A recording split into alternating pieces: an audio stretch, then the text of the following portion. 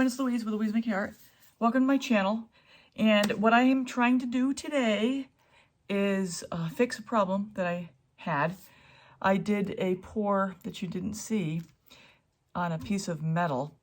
And I'm just curious why this particular metal, well actually two pieces of metal, rusted after the pour. I didn't prime it. So I've learned my lesson. I'm going to prime, and which I know better anyway. But I thought one of my prior pours, I didn't have any problem. I haven't had problems with metal, so this was just really peculiar. So this has been poured on, and I'm going to re-pour it. I've primed it, I think, 3 times with Spray Zinsser primer. I primed the front and the back. So what I've got for a color palette, I'll have everything in the description. So I know people have asked me about my recipe and my paints that I'm using.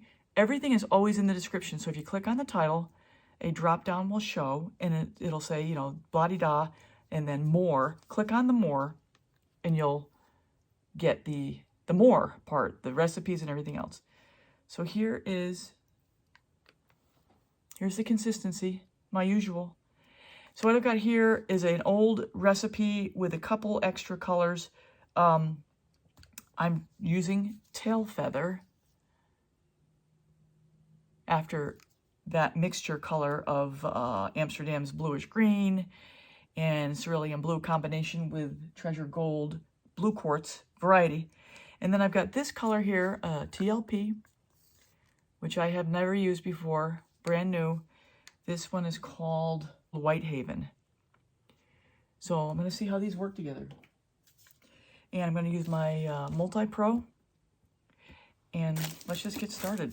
I'm going to use my hair dryer, my Berta, when I get around to it. But first, let's put down the pillow. I'm going to spread it out.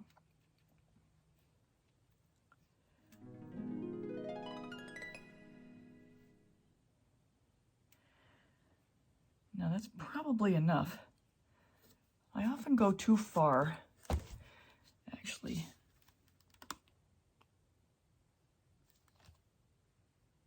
Oh, I knew it. I forgot to tape the bottom. Holy cats. Let me tape the bottom up. That hole that's there, I never taped. So, I'll be back in a minute taping it up. That'd be funny. I get to the end and I have a big hole in the middle where it all drained out.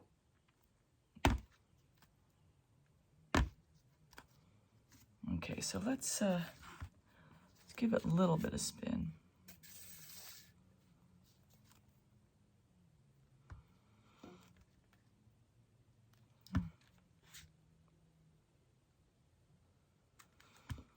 Bring it back. Okay, let's get started. Yeah, this is real uncut stuff here. Jeez, forget to put the tape in the bottom. Hello. All right, let's get started. So this is my blue combination, which is Treasure Gold's blue quartz, and then Amsterdam's bluish green, and then a little Golden's oxide white to lighten it up. Oh, now this is Tailfeather, which it's kind of the similar color. But what that's going to do is add some bling, hopefully, to this whole thing. This is the Whitehaven. And I've never used this before, so this is just a complete trial. Trial by fire. You know what? I don't have enough color down. I'm going to add a little more Tailfeather.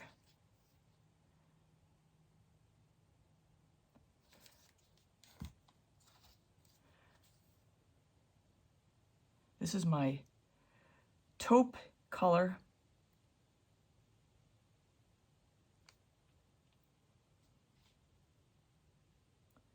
Matter of fact, I have an idea. So I don't think I laid enough blue down to start with. I'm going to go back and add a little blue at the end. You know what? This is for my neighbor up the street. And he's very forgiving with me. He tells me what he wants, generally speaking. I show him things. He says, oh, I want something like that. And then I'll make something. And then all but one time, he's loved everything. So he's the most easy audience to work with.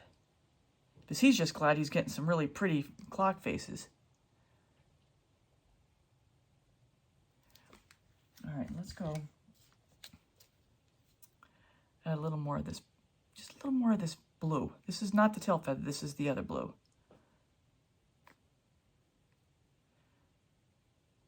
Yeah. Okay. All right, that's it. Now, got to get my cell activator. I need to move my stuff over here. My white and my black. Okay, I feel like I've got enough paint down now. I'll see what happens with that blue down last. I need to get my step stool ready to go, because I like to be a little bit over when I go. Here's my white mixed up, and then my, oh, this is Payne's Gray. That's not black. That would have been a surprise. Black. It's hard to read, but it does say K on there. I have K. K means black. When I used to work at Graphic Packaging International, we used to have, you know, actually it's a standard term. CYMK. Cyan, yellow, magenta, black. Okay. So white.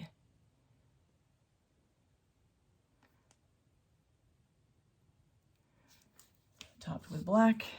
And get ready for the blow.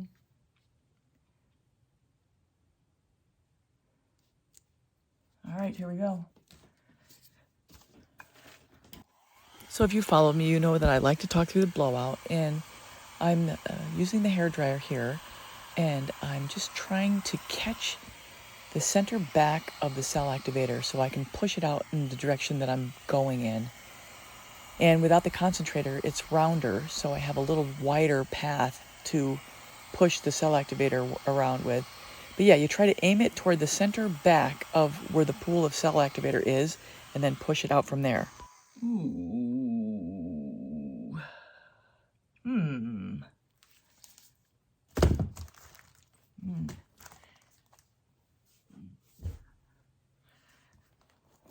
Ah.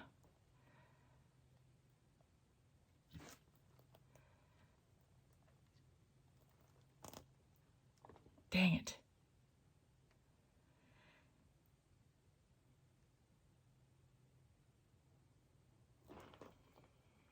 My tail feather's doing it again.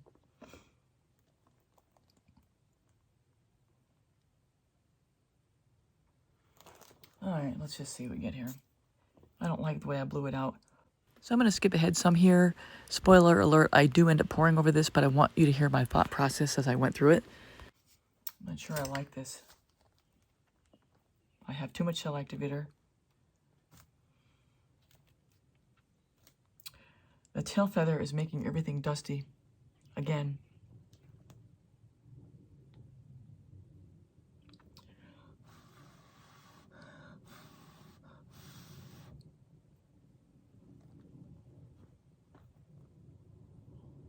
And all these cells are not good.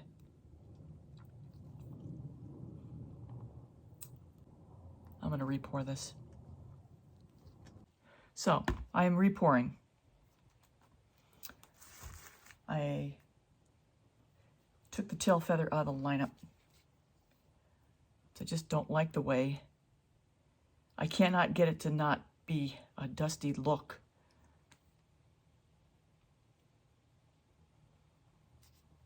So let's lay enough blue down here.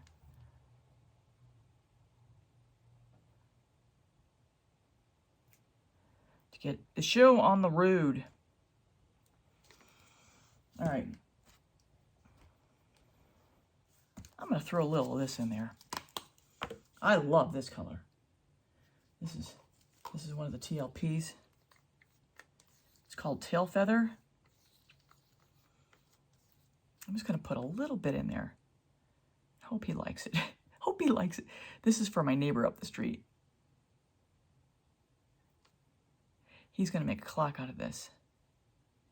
And I always get to play with his stuff. You know, he gives me an idea of what he's looking for, and then I get at least some liberty with what I get to do. So I'm going to go with that. All right. All right, everyone, so for the remainder of this color laydown, I'm going to go through at hyper speed since I've already spent so much time with my first attempt and mistakes and pour over. So I'll have all the colors listed in the description, and as soon as we get back to layering the cell activator and getting ready to blow it out, I'll go back to real time.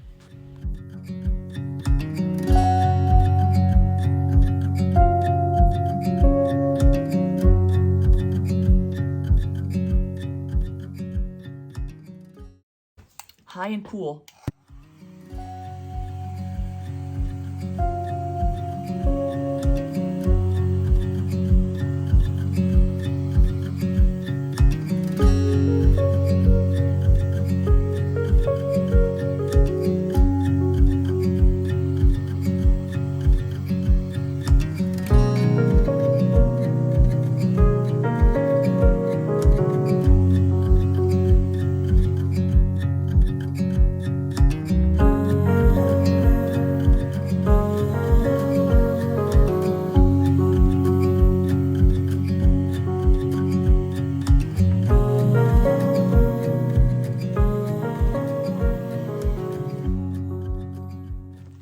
Let's see what we get. Not the best blowout. Then again, I'm not fond of using the hairdryer, honestly.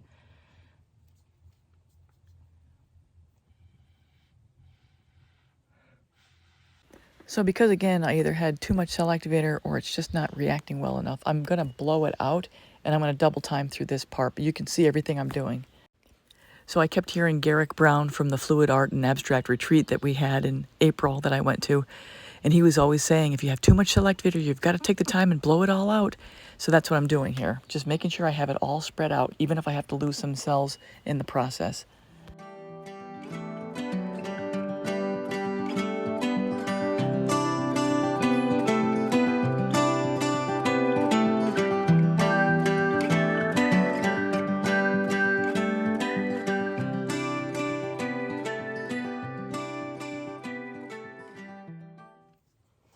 All right, I got plenty of paint. So I'm going to pick up the pace here and also do a lot of cutting where I'm doing mostly just cleanup. And I'll just show you the development as we go. So for the first spin, I'm just going to have it back to real time, and then I'm going to pick up the pace again. And honestly speaking, the next 4 minutes of 2.5 times speed is either cleaning up or spinning. So I don't do any real embellishments in this except for blow the straw a little bit, but I'm going to do some serious cutting because this is pretty much how it's going to be, except a little more spun out so I get all the paint off.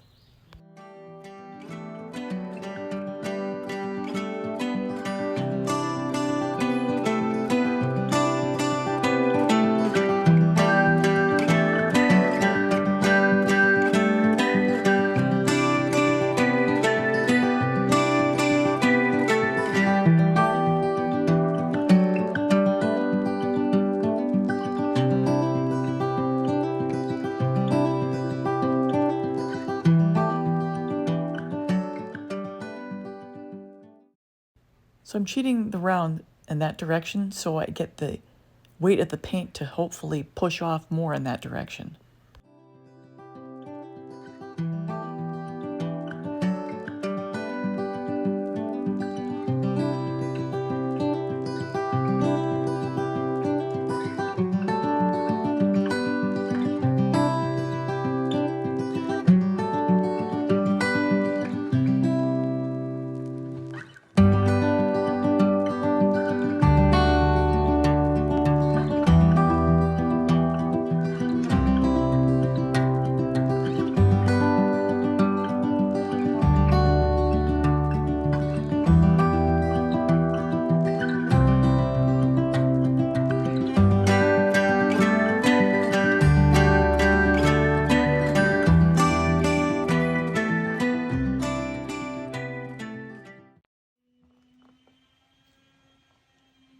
It's a beauty. It's a beauty. I will get you a flyover when I'm done. So everyone, that's a wrap. Here's the side I was working so hard to stretch out, and I'm glad I took the time to do that. Sorry I had to cut out so much. Here's the final piece, done by Bruce Reeks up the street, who's created certainly a unique piece with this face. If you haven't subscribed yet, please subscribe, hit the bell and all. You'll get all my latest art tutorials. And I will link at the end Clock Creations so you can get other ideas for other projects. Thanks a lot, everybody. Take care. Till next time.